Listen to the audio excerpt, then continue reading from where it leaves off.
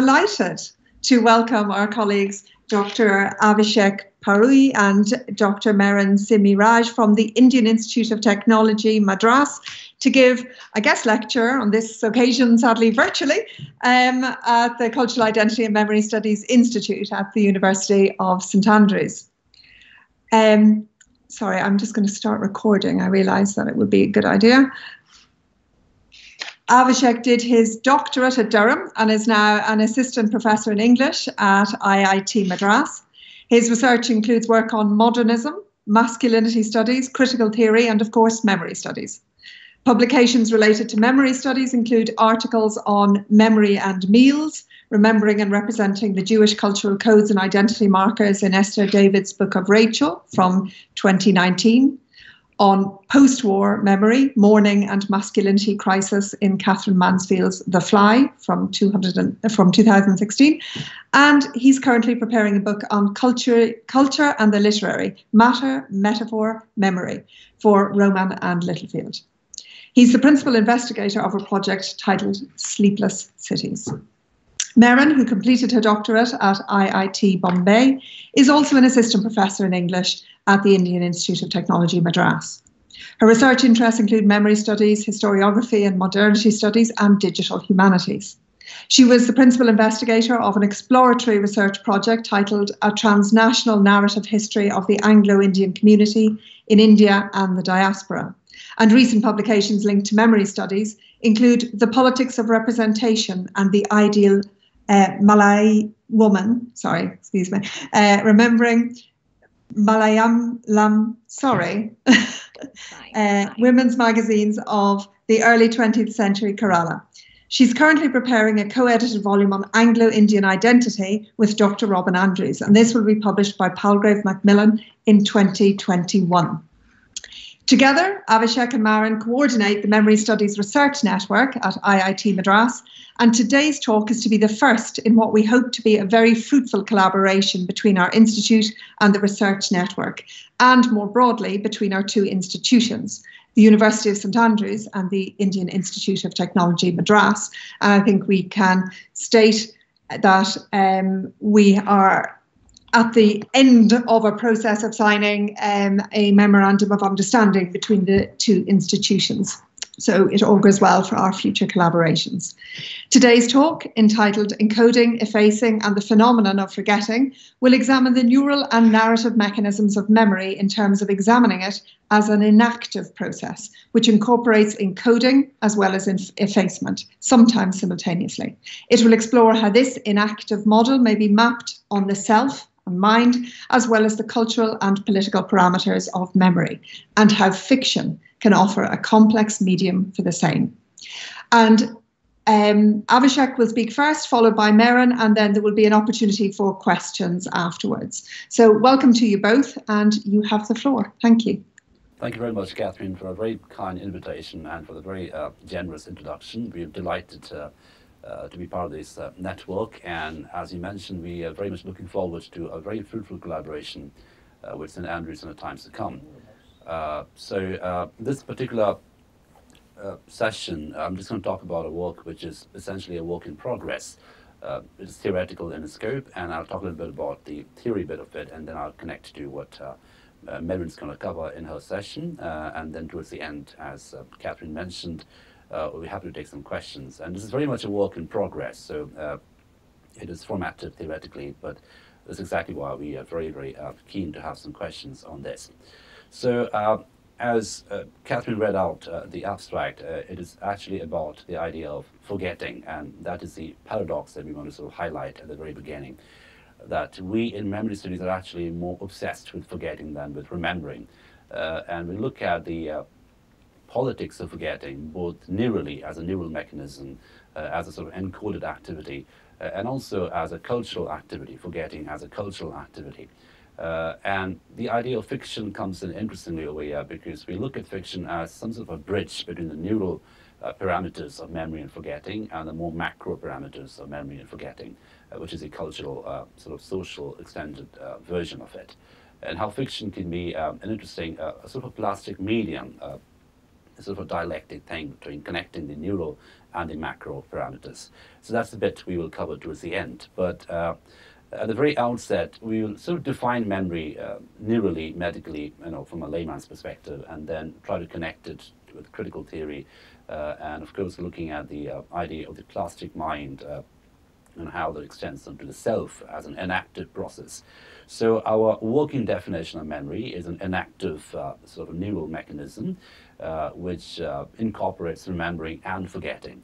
So theoretically, we're looking at forgetting not as the ontological opposite of remembering, but actually as a cognitive component of remembering. In other words, we are stating, and of course this has a lot of backing empirically from neuroscientific work, which I will mention in a moment. We're looking at forgetting as a compulsory activity in the very process of remembering. So in other words, every act of remembering sort of entails forgetting as a necessary condition. So it's not really the opposite of remembering, it's actually very much a cognitive component of remembering. And the interesting metaphor that we'll use for the purpose of this particular paper is the metaphor of chunking, and that's an interesting thing because the same term chunking is used by neuroscientists like Joseph Ledoux, Antonio Damasio, and also by nanotologists like David Herman, and also by someone like Dewey Dreisma, who is also a neuroscientist. So the idea of chunking, and exactly the same metaphor is used by these different people, and this is why we find the interesting convergence, shall we say, between memory and storytelling as inactive activities. So very broadly speaking, we look at chunking as that process of inclusion of information through which information is encoded. And every act of encoding, whether neurally or in a more representational matrix, it includes inclusion as well as exclusion. In other words, every act of chunking also simultaneously includes exclusion. So some bits are left out. All right? That's, again, part of the mechanism, the necessary mechanism of remembering. So we look at chunking as a sort of model of memory, and our working model is a model offered by Andrew Hoskins, who's based out of Glasgow, the connective model of memory, whereby the self, the remembering self, is endlessly connected to organic and inorganic matrix. It could be machines, it could be technology, it could be cultural value systems. So this connective model of memory is something that we find quite useful, especially in relation to the way we look at fiction as a medium, the sort of fluid medium through which we can understand the interplay of remembering and forgetting. Now, just to go back to the title of the paper, which is about encoding and effacement. So, as I just very quickly mentioned, we look at chunking as a model of memory through which certain chunks of information are encoded.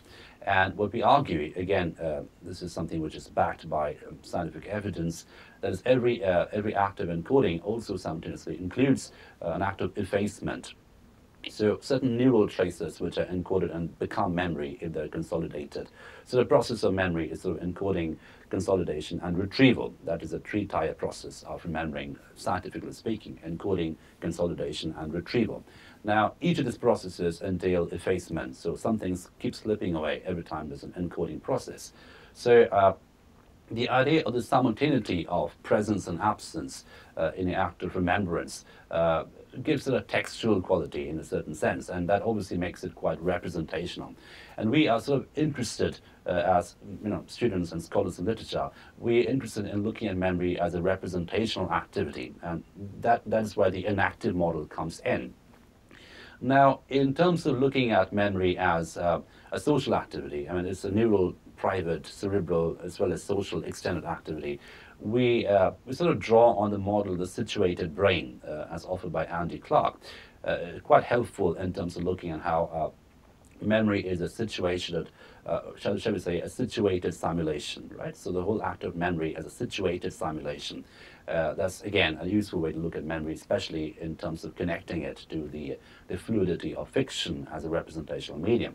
Now, we also know through scientific evidence, especially from the works of someone like Antonio Damasio, that the brain, the remembering brain, is also a storytelling machine. That we are hardwired to be storytellers. We are hardwired to sort of create stories, to be fabulators of information. So which obviously means that every act of remembering is also simultaneously, in a certain sense, neurally speaking, or mimetically speaking, also an act of storytelling. So in a very flowery way, one could say that memory is a story that a brain tells to the self in order to make meaning out of what it surrounds us. So memory, in a way, is part of the meaning-making mechanism through which we make sense, quote unquote, make sense of what is around us.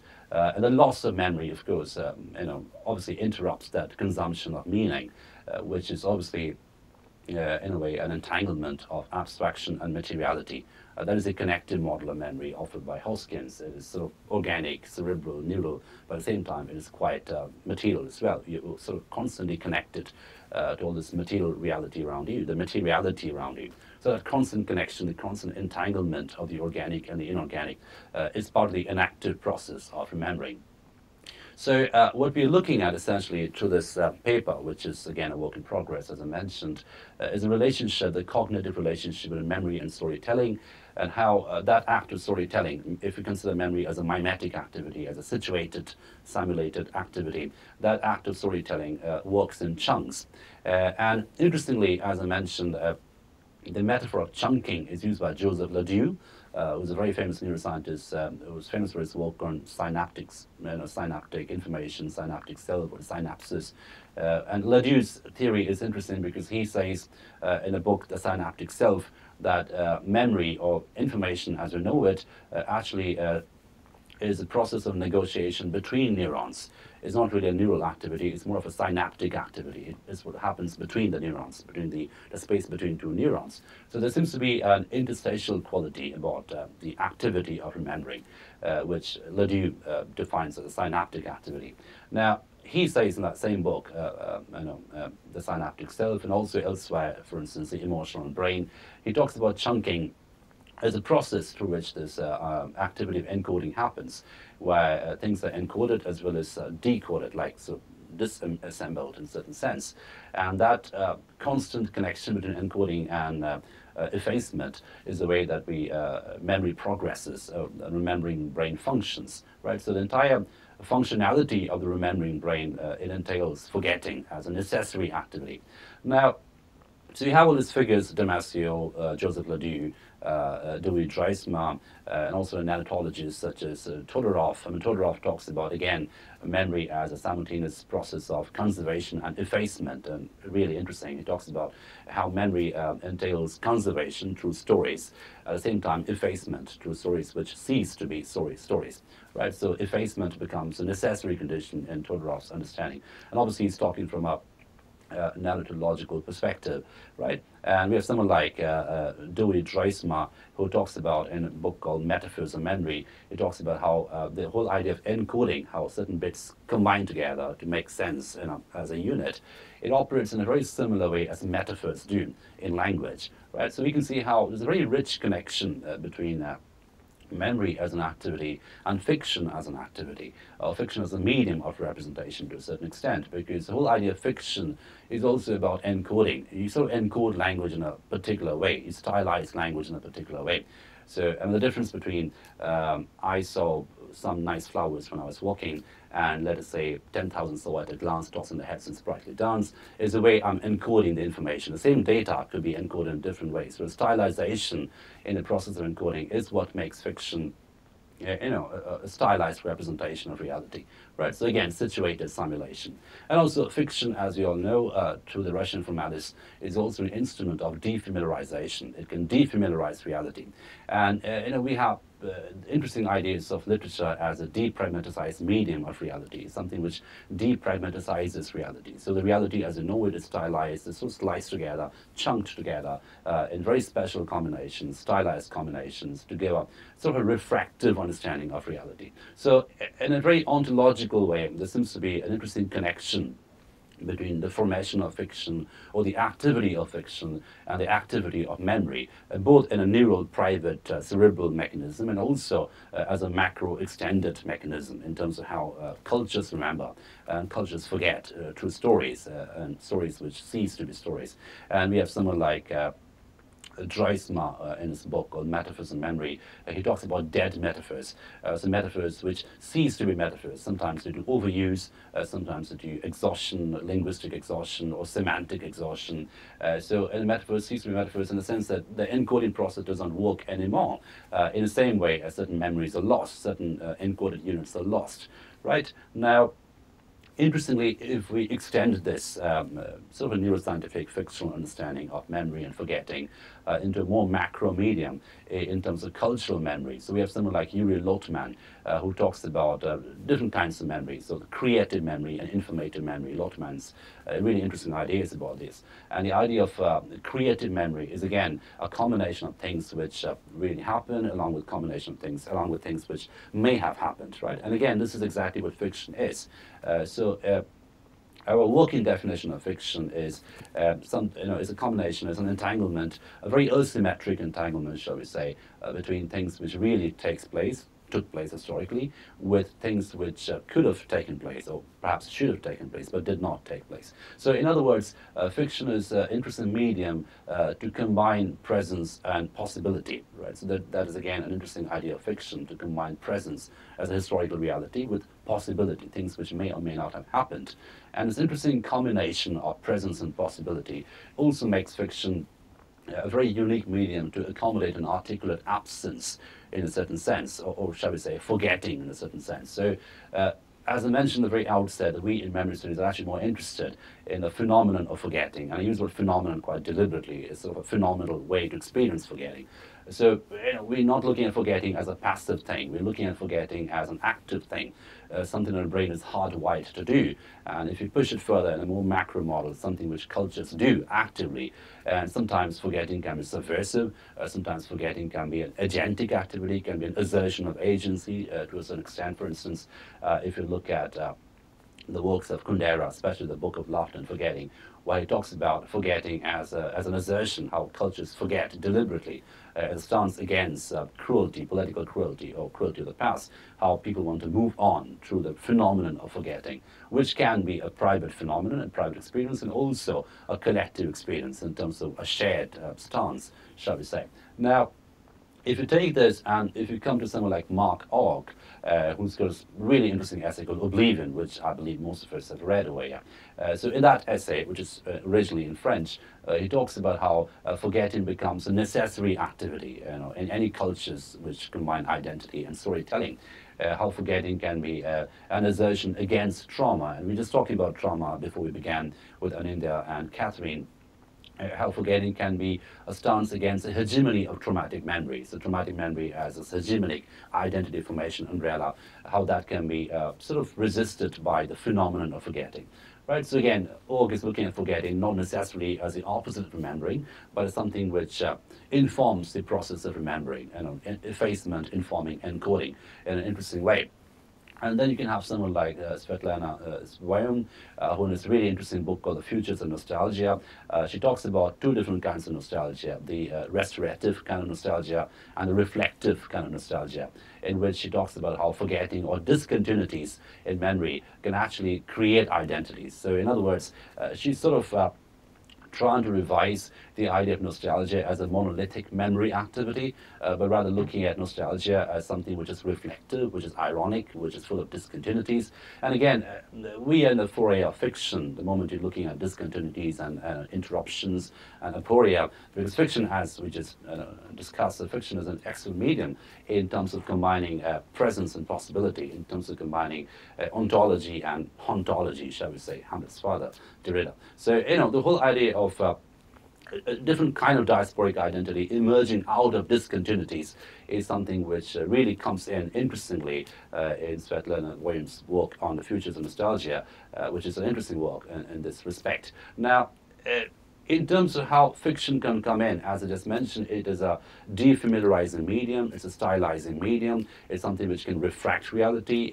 Refraction in a very literal sense is a change in angle from one medium to another medium, from the real to the fictional. So things change in a way in terms of how the discourse can be represented in fiction, reshaped in fiction, but also how remembering and forgetting can be simultaneously accommodated and articulated in the medium of fiction. So I think the the idea, the objective of this working paper is to sort of assert the idea of fiction as a very unique medium, because on one hand, fiction is self-reflexive. I mean, it is embedded in language, but at the same time, it's departing from language in a normative sense. So this constant, this simultaneous embeddedness and departure from normative language is exactly what makes fiction an interesting medium in terms of looking at memory and forgetting as simultaneous activities. And Mary's going to talk about the idea of fiction in terms of how it can refract reality, especially when it comes to identities such as Anglo-Indian identities, of which she's an expert. She's writing a book on it. But just to wind up from my perspective, theoretically, I think we need to look at chunking, situatedness, situated simulation, and the whole idea of connective memory, or memory as an inactive connective model, as an activity which includes forgetting as well as remembering, of course, as an inactive model, and how fiction as a medium can actually be a very unique representation. Because if you look at memory as an active representation in itself, neurally speaking, it is an active representation. Culturally, it is an active representation in terms of how identities are formed, deformed, and reformed through acts of remembering and forgetting. So I think fiction can be an interesting way to calibrate this activity of remembering and forgetting. So with this, I stop and I hand over to Merin, who's going to talk about her work on Anglo-Indian identities. Over to you, Merin. Yeah, thank you. So I will very briefly talk about one of the current projects that we have undertaken as part of the Memory Studies Research Network at IIT Madras. So we are looking at the transnational history of the Anglo-Indian community. So it's a mixed-race community. It's a mixed lineage community. So here in India, we have a constitutional definition for it. It's a constitutionally recognized minority community in India, the Anglo-Indian community, which talks about a 500-year-old history. And the way it is defined in India is in a very patrilineal way, where one of the members should be, one of the members in the family from the father's side should be a descendant of a European lineage. So when we are looking at it, we are looking at the Anglo-Indian history from a transnational perspective, because currently the Anglo-Indian communities, they are spread across in different parts of India, and a number of them have migrated to different parts of Britain, in Europe, and they are also in Australia and New Zealand. So when we are looking at, if you try to narrate the story of this community, if you narrate the historiography of this community, it can be accessed only from a transnational point of view.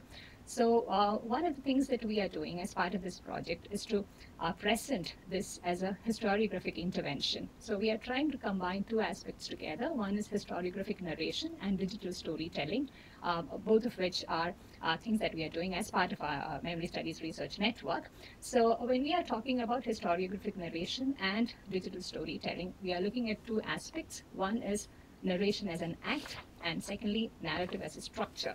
So we are trying to bring together this act as an experience, this act as a performance, and the narrative as a structure. And for the structure, apart from the conventional ways of talking about historiography, apart from the conventional ways of narrating historiography, we are presenting a digital model to it.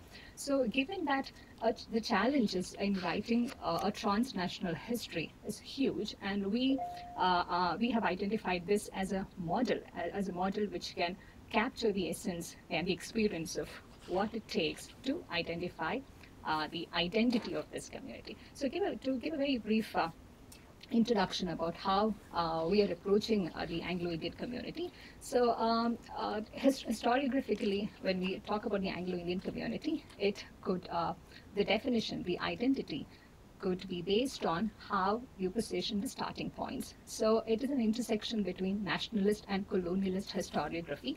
So based on what kind of colonialist historiography one is accessing, the identity of the Anglo-Indian community will also be differing accordingly. For instance, if you are talking about the descendants from the Portuguese colonialist time onwards, we are talking about a certain set of Anglo-Indians who will look different, who have a different lifestyle, and who have different religious practices. And if we are talking about British colonialism, which is the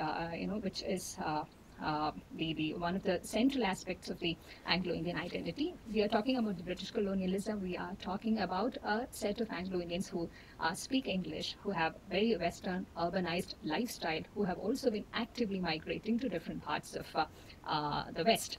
And there are also these descendants from Dutch colonialism and from French colonialism. So there are certain pockets where these different sets of people, these different sets of communities are dominated. So one of the things that we are trying to do is to try and see how a common thread could be identified despite these many differences which are otherwise foregrounded. And like all communities, there is always a tendency to identify them as a homogeneous community. And one of the things that would also make the Anglo-Indian community, the identities very different, is that there is always a constant fight against the discourse of legitimacy, because their origins are based on a series of miscegenations, and they were not always legitimate unions which led to the emergence of the community in the first place. For instance, when the author Alan Seeley talks about his own Anglo-Indian origin, or about, when he refers to it in his famed work, the Trottonama, which talks about the 7 generations of Anglo-Indian history, there is no specific starting point that one could talk about. When Alan Seeley, for instance, very interestingly, when he talks about his own genealogy, there he talks, he says that there is a difficulty in identifying one starting point, because it could be one of the brothers, because there were 2 brothers who were involved with one native woman. So the starting points are always in a constant struggle with a discourse of legitimacy. So that is one point which we find is very interesting to engage with from the theoretical framework that we discussed just now, where it's always, it is not always in alignment with the official discourse. It's not always in alignment with the mainstream discourse. So in this engagement, in this dilemma, memory always offers a number of tools for one to engage with. And as a tangible tool to deal with memory, we use a number of technological tools. And one could be an extension of, in terms of the models that we talk about, it could be an extension of the hypertext fiction, a kind of digital storytelling. And the other is the possibility of using the AR or VR technology, the augmented reality and the virtual reality technology models wherever applicable. So to talk about a few more specific things, in terms of the identity, when we talk about the identity of an Anglo-Indian community, unlike most communities, maybe not all, unlike most communities, it is very difficult to pin down an identity entirely based on a bloodline.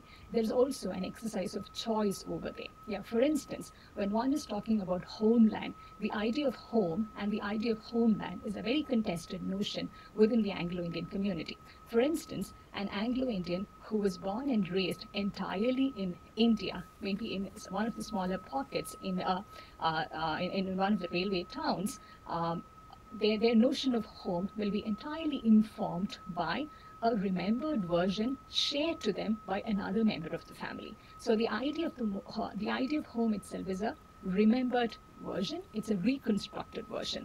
So this is an idea which one would find very difficult to engage with in terms of our usual understanding of nation, our usual understanding of how the idea of the home gets foregrounded. So here, for instance, as a tangible extension of how this idea of the home gets foregrounded, yeah, there's a place, Makluski Ganj in India, where a conscious effort was made to create a homeland for the Anglo-Indians, because the Anglo-Indians, here, just because of the paucity of time and also for the convenience, we are using it as a rubric term, though it is not a homogeneous community. There are various ways in which the heterogeneity could be foregrounded. So the Anglo-Indian communities, they realize that there is no tangible homeland, because even in terms of migrating to another country, there were other things involved as well. So there is a certain place, Makluski Ganj, which was identified, and settlers were invited to come over there and claim that as a homeland. So here we find that it is a very different kind of nostalgia which is at work. Alison Blunt, one of the theorists one of the historians who works on the Anglo-Indian community, she talks about it as a productive nostalgia.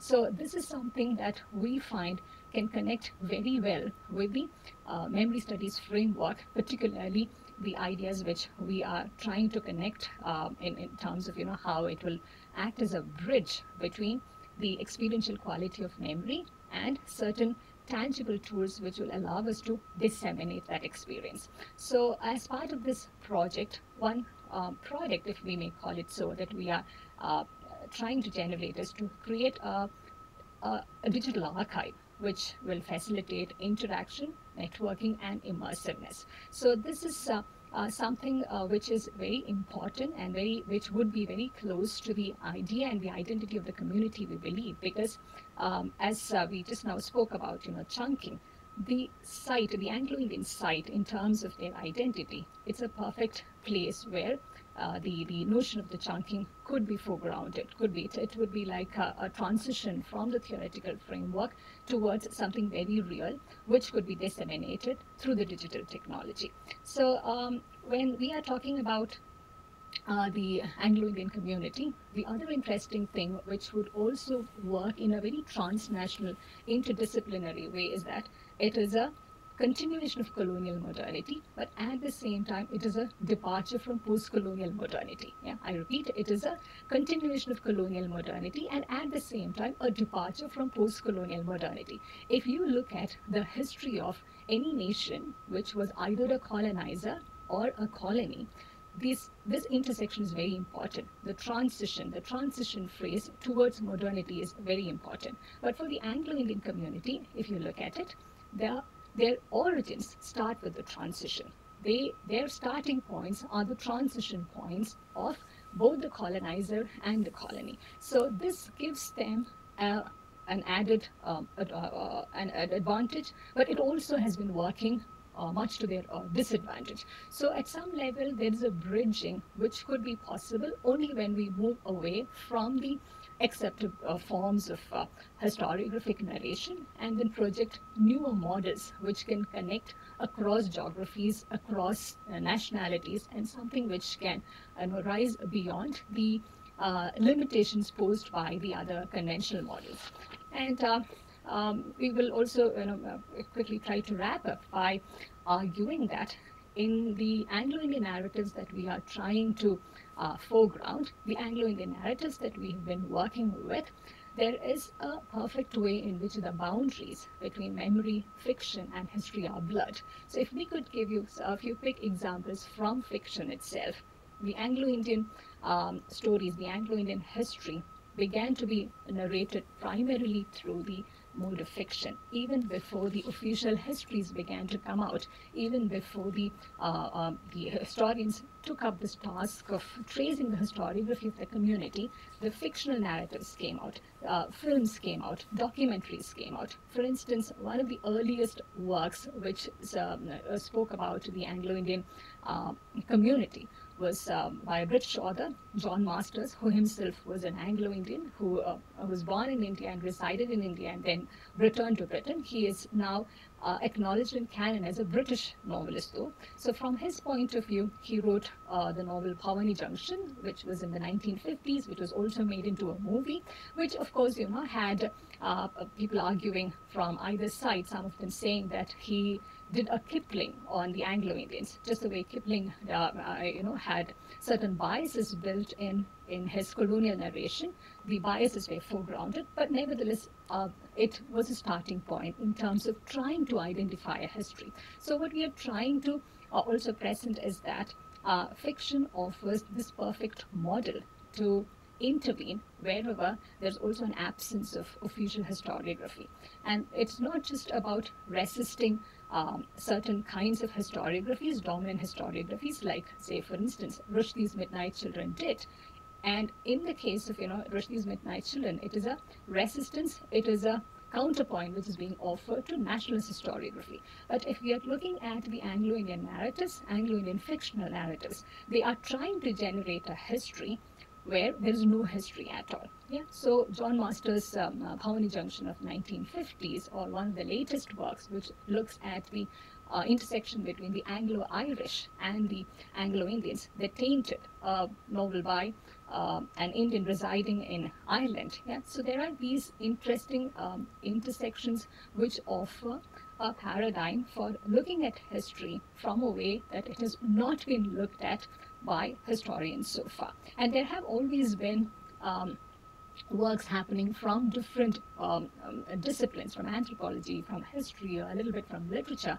So through this project that we have undertaken as part of our Memory Studies Research Network at IIT Madras, we are trying to align this in an interdisciplinary as well as in a transnational way. Yeah. So that, again, the digital platform will become a platform which will facilitate more networking, more communication in terms of the intersection of scholarship, the intersection of stories and histories as well. So with this, we begin to wrap up this brief talk, and I hope this connection between the theoretical framework and the work that we currently described also gave you some insight into some of the work that we've been trying to do as part of this research network. Thank you very much for your attention. Yeah, and just very quickly, in terms of corroborating what Marion just said, I mean, this particular network that we have in IIT Madras, we're looking at the macro models of memory in terms of identities and cultural formations of identities, but also equally, we're interested in the idea of machine-human interface.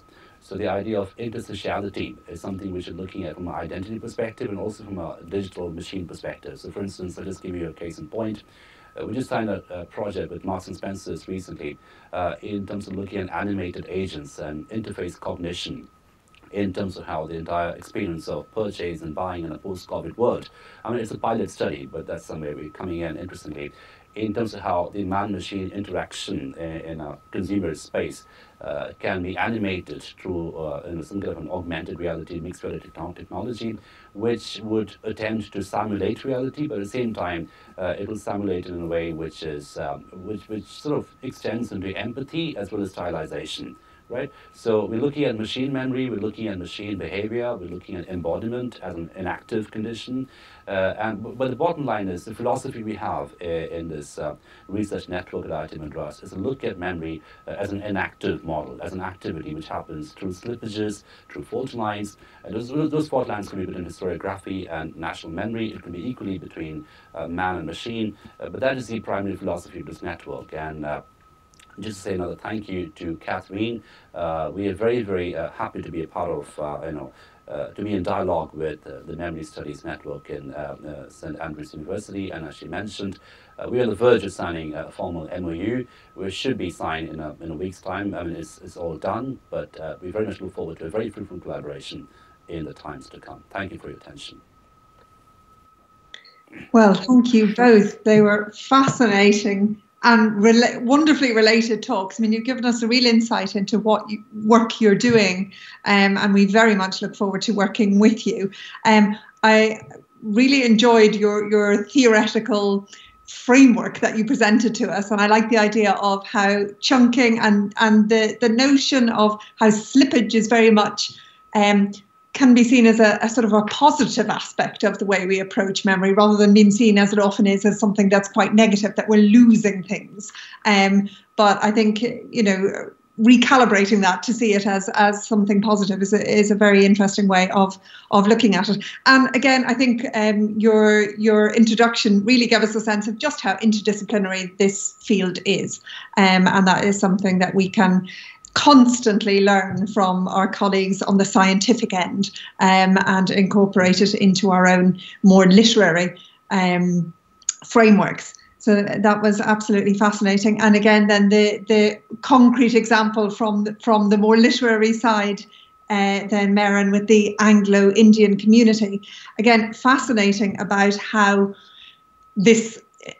narrative and fiction is used in identity formation, really, which we see again and again in various places, on the notion of an imagined homeland existing, an imagined identity existing, and a fictionalized one before it becomes fact.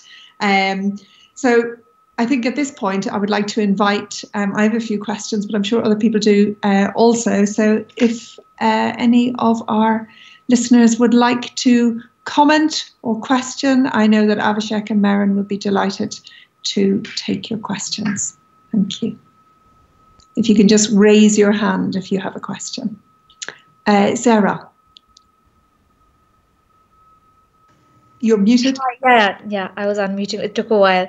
Thank you so much for your talk. It was for both your talks. They were fascinating, and I'm also someone who's kind of working on something that's somewhat related So it was really interesting to think about these questions.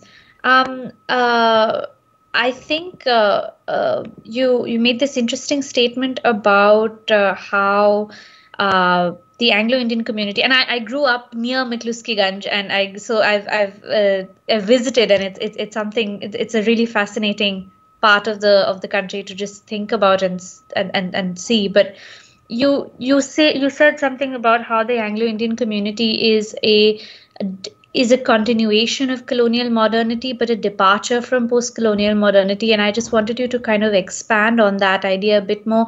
So, I mean, the sense I got was that, and you see that in places like Mikluskiganj, and also in the way in which the way in which the Anglo-Indian community is narratively framed in popular culture as kind of a relic of the past, as dying out in a lot of ways, which is interesting to me.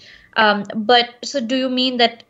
How do you think it departs from post-colonial modernity, and like what do you think that means? Does it mean that it's seen as a relic of the Raj or the community? Yeah, thank you for your question. So to address the first part, how is this seen as a continuation of colonial modernity?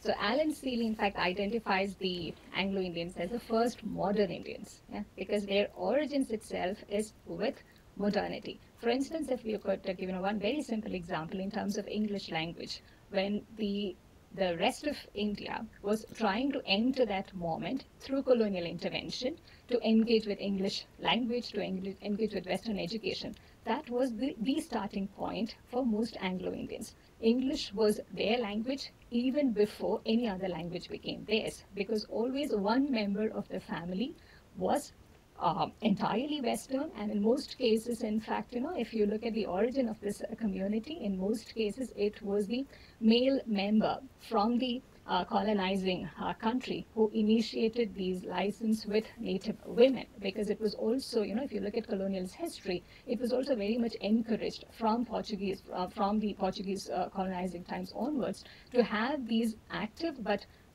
not very legitimate interactions with native women, because they also thought that will be beneficial for the empire in the long run. Only much later, when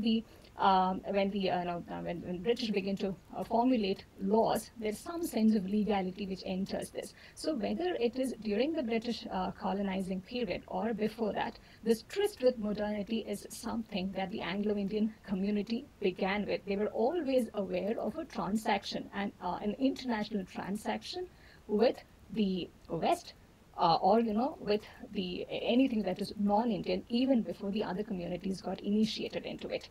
And in terms of this departure from post-colonial modernity, when the other communities, even in the contemporary, when the other communities are still negotiating this dilemma between tradition and modernity in terms of, in terms of, especially in terms of the post-colonial politics, as you might be knowing, it's one of the central aspects in terms of identifying this middle space where neither of these things are compromised beyond a point. But in the case of the Anglo-Indian communities, that dilemma is entirely absent. Yeah, but of course, it gets foregrounded in different ways. You also mentioned about how they are being seen as a relic of the past. Yeah, so from our experience, from our interactions with members of the Anglo-Indian community, they do not see themselves as a relic of the past. They do not see themselves as trying to negotiate this crisis. In fact, there are a lot of Anglo-Indians who do not even like this term crisis being associated with their identity. Yeah. So when we are talking about post-colonial modernity, it's also about certain negotiations. It's also about certain, say, dilemmas. But for them, when we are trying to articulate their identity, or when we are trying to present their historiography, that dilemma is entirely absent, which is why perhaps, it becomes very difficult to slot them into most of the post-colonial discourses. They do not fit in very neatly, because there is a way in which they are not fully mapped into the nationalist historiography. That also makes it complicated to position them in a post-colonial way. And in terms of, since you mentioned Mikluskiganj, yeah, it has been seen, it has been, I mentioned productive nostalgia over here, but it has also been seen as a failed project. Yeah, so there is a It's a very complex and complicated notion at the same time, because if you talk about the representations of the community, the identity of the community, when we look at it from outside, and we only have either the colonial framework or the post-colonial framework to look at them. So, which is why there is a need for another framework which is not really tainted by the colonial or the post-colonial frameworks, because both these frameworks will offer only a limited understanding of the community, which only give an identity to the community which is secondary from both aspects, from the colonial point of view as well as from the post-colonial point of view. There is a secondary identity which is given to them. It is because the origins are not legitimate the way either the colonial framework or the post-colonial framework looks at it. Yeah. I hope this answers your question as well. Yeah, and I mean, this was really interesting to think about. It's a lot to explore. So I don't know if I'm in the position to like completely, agree or disagree. But I'm still, we're still skimming the surface. Yeah, there is indeed a lot to explore, in the sense that there is no one single Anglo-Indian community.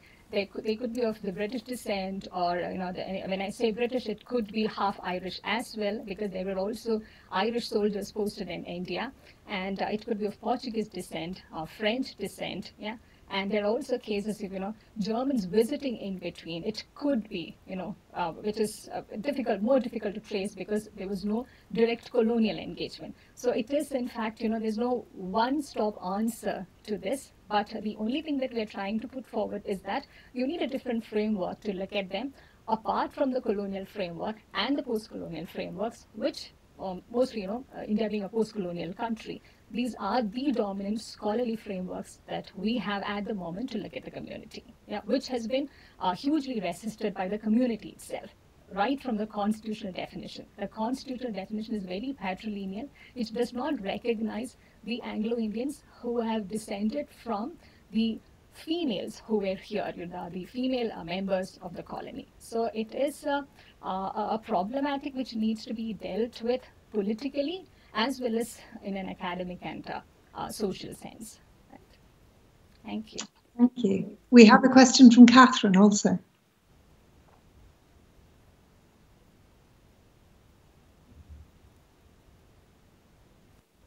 Sorry, it took me a moment to find my unmute button. Yes, thank you very much. That was really fascinating. My particular interest is in the fault line between the adult and the child, including between the adult and their own childhood self, and the connection that memory can play in that. But it is very much a story, memories of one's own childhood. And also I'm interested in the part that memory can play in identity formation across generations, particularly in the social reality of ethnicity, and how that can be formed and handed down across generations. And I just wondered if you have any particular comments on that role that memory plays between the child and adult self, and between different generations. Yeah. Oh, sorry. Could I also ask? I have one very trivial question, because, like most of us, I'm working at home, and there were noises off. I missed a reference that Dr. Marie, you made to an essay about that, how forgetting can be a stance against trauma. Could you tell me again the reference there, if that makes sense to you? I think it was me who made the reference. Yeah. It was Marc Ogg, and the essay is called Oblivion. It's a French essay. It's just called Oblivion. It talks about the productive quality of oblivion as an act of agency. So as Catherine brilliantly summed up in the end, we're not looking at forgetting as necessarily an act of loss, but we're looking at forgetting as an act of production, which can happen existentially as well as collectively. So, yeah. Yeah, thank you. Yeah. If I could just respond theoretically, and then Mary can talk about in details about the child, adolescent imagination in terms of how it shapes memory. There's an interesting theory in neuroscience which talks about memory from two different perspectives. One is memory as a retrospective activity and memory as a prospective activity, in terms of how what we remember also informs how we process information, which in a way shapes our future. Right, so we're looking at a bi-directional quality of memory in terms of temporalities and memory, not just in terms of looking back at the past, but also how we process the past in a way which also shapes the future. So there's a very definite prospective quality of memory as well. And interestingly, Frank Kermode has got this interesting book called Sense of an Ending, where he talks about forward memory, which is, again, interestingly, I mean, I'm not quite sure Frank Kermode had read about retrospective memory because it's very recent research, but it's interestingly comparable, like chunking. I mean, everyone's talking about chunking without knowing that they're talking about chunking. Hellman talks about chunking, Ledoux talks about chunking, Dreisner talks about chunking. But in that book, The Sense of an Ending, Kermode talks about how there's a very interesting forward-looking quality about memory in terms of how what we remember shapes and obviously reshapes the identities which will emerge prospectively. So not just retrospectively, but also prospectively. So what that means, obviously, is there is a very textual quality about memory because, again, we're looking at Andrew Hoskins' idea of connective model of memory because memory is an activity which connects to organic as well as inorganic entities around us, monuments, museums, archives, books, family recipes, whatever. So the very textual quality of memory and the way we consume it, in a way, shapes the identity that will emerge in the future. So memory as a not just an inactive quality, but also as an emergent quality. So there's also an emergent quality of memory in terms of what emerges out of what we remember, right? So that, I think, theoretically fits in quite well with what you just said about child memory, adolescent memory, because the moment you're talking about child and adolescent memory, you're talking about memory as a formative activity, something which is happening, a present continuous, and also the brain of the child as something which is sort of shaping, quite literally and quite neurally speaking, shaping. So the idea of shaping, the idea of happening, the idea of an activity, I think in a way interestingly connects the inactive model as well as the emergent model of memory. So memory is an act of emergence is something that I'd be interested in to explore. But thank you for your question. So theoretically, I think there's a lot of work which can be done on the idea of memory as a formative activity. But Marion can perhaps talk about a text or. Yes, I will quickly connect this with what he just mentioned in terms of memory shaping the identity. So in case of the Anglo-Indian communities, as part of our field work and as part of the fictional narratives that we have encountered, so there are a number of members of the community, in fact a lot of members who are right now in India, they all grow up hearing about a home. Yeah? So there is a version of home that they have constructed in their mind, and that shapes their identity. That shapes their identity in the sense that it depends on whether they choose to stay back or whether they will migrate to this one of these Western countries. And this migration, this choice is not made entirely on the basis of the bloodline, but depending on the idea of the home that they have created. Yeah? Because it is not always like a British descendant Anglo-Indian will migrate to Britain. Sometimes it will be to Canada. Sometimes it will be to Australia. It is very difficult to map this in terms of our current understanding of how the national boundaries are drawn. And there's another way too, in terms of if you're looking at a Portuguese descent in Anglo-Indian, for instance, who are not, they're also locally referred to as Parankis. One of our works is also based on that, where the Portuguese descendant communities are non-English speaking. They are quite non-urban, yeah. So they also look very different. The skin tone is different. So they are identified in a very different way. Their surnames, which are from Portuguese, yeah, are seen as quite funny over here. So their idea of identity, is to keep this distance away from the quote-unquote the foreign, lineage, right? So as a child, it has a lot of impact on them in terms of how they begin to, how the memory of what their origin is, it determines the identity that they choose. Yeah. So what we found very interesting about this community is also that they have this agency to choose the identity, yeah, which is not always seen as a productive thing when we are looking at it from a post-colonial point of view, where there is also an identity invested upon you. Yeah? So here, this choice is an extension of how they remember home, how they recreate this memory. And to give one very specific example, and then we can move on. So there are these Anglo-Indian homes where, though they have never been to any of these countries of origin, they try to replicate their home in such ways that the objects remind them of the of the British lineage or the French lineage. Yeah. So their identity is, even when they choose to stay back here, to stay back in India, the identity is closely interconnected with what they are fed with from the time they were infants, though they have never seen this homeland. And there are a number of, there are a lot of fictional narratives, a lot of films about how, some members of the Anglo-Indian community, they will even die a painful death.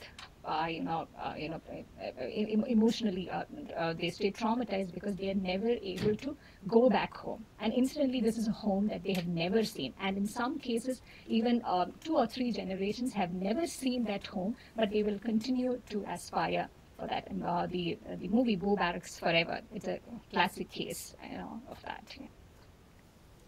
Right. Thank you for the question, and it really asks us to talk more about our Thank you. That was very, very interesting. Thank you. And India? Yeah, thanks, Catherine. Thank you both Meryl and Abhishek for a really interesting joint talk. Just that last point about recreating, imagining really a version of Britain or Portugal or Germany or whatever it might be. To what extent is that seen either by members of the community or neighbors, let's say, people who are not part of the community, as sort of threateningly anti-national? Because so much of the way, I mean, any nation state, but specifically in this case, the Indian nation state, treats its minorities is by suspecting divided allegiances, right? Or suspect allegiance. So the Muslim Indian is really pro-Pakistan. The Muslim Indian isn't Indian. So to what extent is this seen as dangerously other? Should I take this? Yeah. Right. So I think we will respond to this question with a lot of caution as well, because both of us are not insiders to the community in that sense.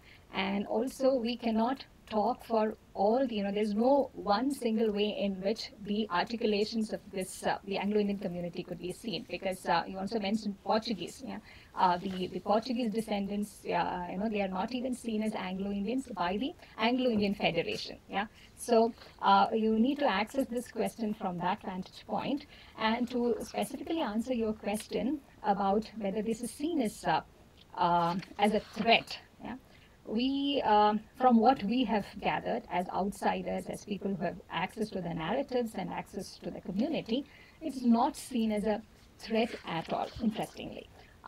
Because them wanting to go away is also, in popular culture at least, it is seen as, because they never belong here. That is the popular assumption. Even when they are, even when, there are a lot of members who are entirely, they themselves feel that they belong here, but the representation in the popular culture, the attitude towards them in a very stereotypical way is that they don't entirely belong here. So it's entirely okay for them to go back home, yeah, even when there is no home. So there is no threat involved here at all. And they are a politically, the interesting bit again about this community is that until last year, there was a seat reserved for them in the Lok Sabha. But in spite of that, they are not seen as a politically active community. Yeah? It is constitutionally designated as a minority community, but they've never been very active in asking for things. So their political presence is largely apolitical too.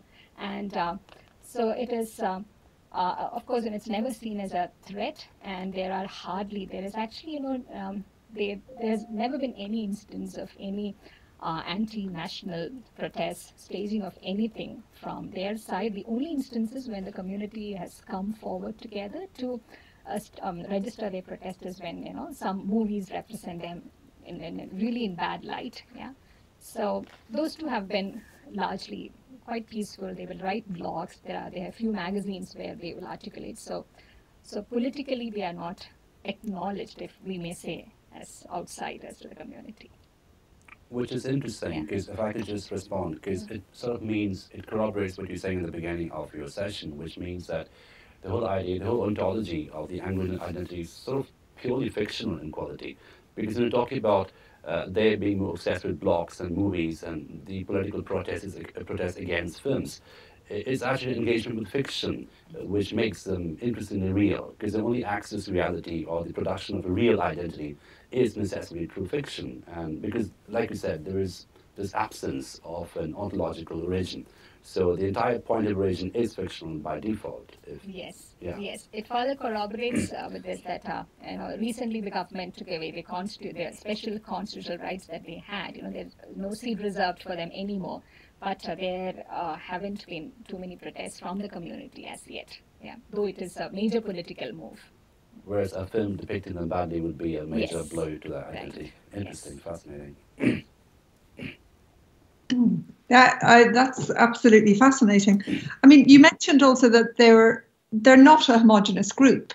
So is there some contestation within these communities about how they are represented? And I guess one of the things I wanted to ask you more generally is how do you get your participants when you are working with the Anglo-Indian community? Because it sounds like there's quite disparate groups that are all part of this umbrella community, if you like, that is deemed Anglo-Indian. So how do you engage with them? How do you find participants? And is one group more interested in participating than another?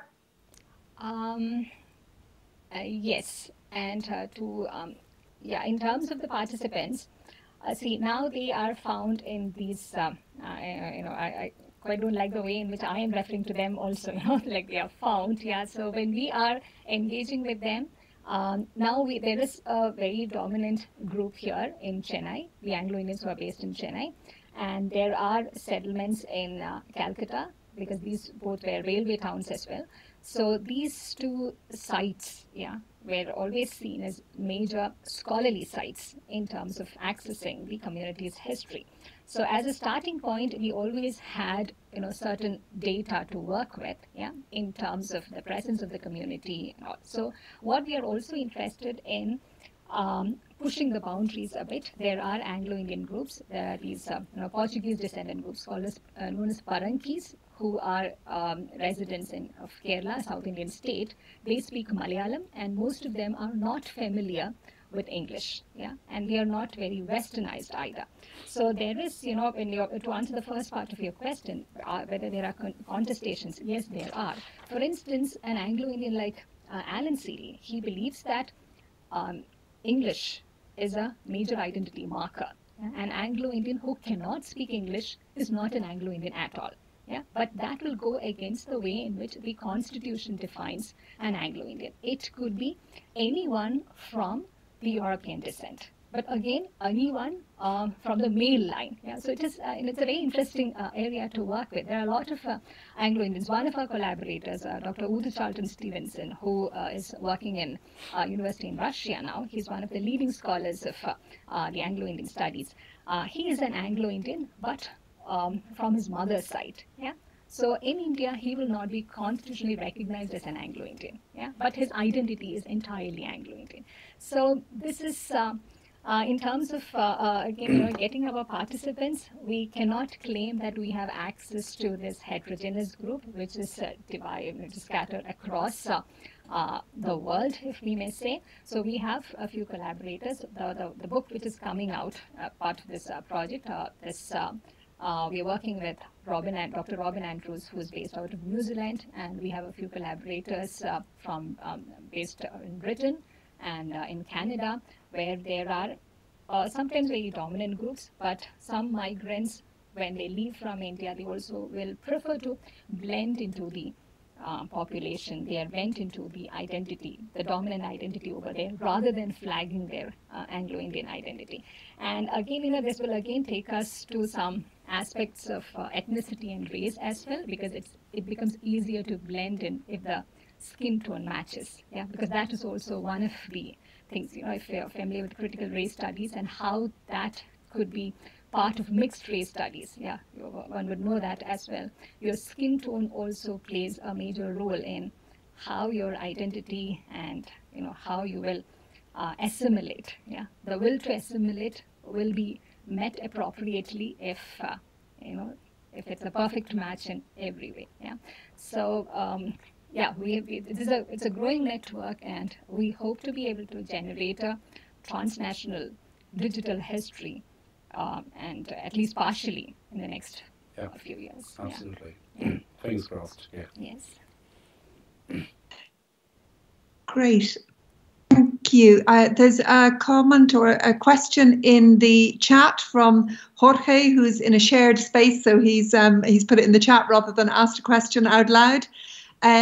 He's thanking you for your talk and wondering whether you could say a little bit more about the claim that the brain is hardwired to engage in storytelling. Is this an insight from neuroscience? And he says he remembers reading similar claims being made from the point of view of evolutionary psychology. Yeah, thank you very much. It's really interesting. We look at the brain, I mean, this is not something which I'm claiming theoretically. I mean, it's something which has been backed by people like Damasio, Antonio Damasio. It's got a very interesting book called A Self Comes to Mind. And also, obviously, by writers like Rushdie, who talks about how man is a higher primate because it's a storytelling animal. In other words, man is the only animal which can sort of lie in language, create or fabulate in language, and that is, ironically, a sophisticated neural activity, the ability to lie in language. In other words, language game as a production of lying, as a production of fabulation, production of fantasy. True language. So what we do know from Damasio's work, which is The Self Comes to Mind, and also elsewhere, such as Descartes' era, is that the brain is a mimetic machine. So there are there are sort of contested claims about mirror neurons. It's not completely empirical. There's it's sort of controversial still, but there's a lot of work done already, especially by Rizzoletti and other scientists. But the idea of the mimetic brain, which is something which informs empathy, right, as a neural mechanism, but also empathy as a social mechanism, the extended quality of empathy as well as the neural quality of empathy. And storytelling, one could argue, is a linguistic dimension of empathy in terms of we imagine ourselves to be in someone else's position, right? How do you represent it in language, right? So that becomes one of the bases of storytelling. So I draw on Damasio's work a lot in terms of looking at the mind as a mimetic machine, something which is hardwired to tell stories, but also I sort of extend it a little bit in terms of understanding storytelling as a meaning-making activity, right, as a situational activity. So how does the self situate themselves in a particular environment is by consuming and producing stories. Right, because you all grew up consuming stories, in terms of, and this relates to the earlier question about child memory and adolescent memory, and this is what also Merin is talking about in terms of what we call as post-memory, as Mariana Hirsch would argue, things which a child has never seen, but just consumed textually through folklore, through stories, through local legends, through all kinds of cinema, but then that consumption of stories, the consumption of mimetic activity in a shared space, that informs memory in a way which is retrospective in terms of my fantastic understanding of the past as a fantasy, but also as a prospective quality. How do I shape myself as an identity in the future? Right. So I think storytelling as a mimetic activity is essentially a bridge between these two qualities of memory, these two components of memory, the retrospective and the prospective.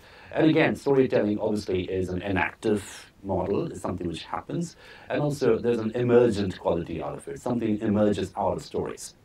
It could be a value system, it could be a condition, it could be a sentiment. So there's this interesting play between the inactive and the emergent models of memory is something which we find interestingly played in the idea of storytelling. So yes, so my very quick response to the question would be there is a strong scientific research on storytelling as a neural activity which is connected to empathy, but also I think if you extend it further, storytelling as a cultural activity, as a linguistic activity, is also part of the meaning-making mechanism as such, in which the subject situates and resituates themselves.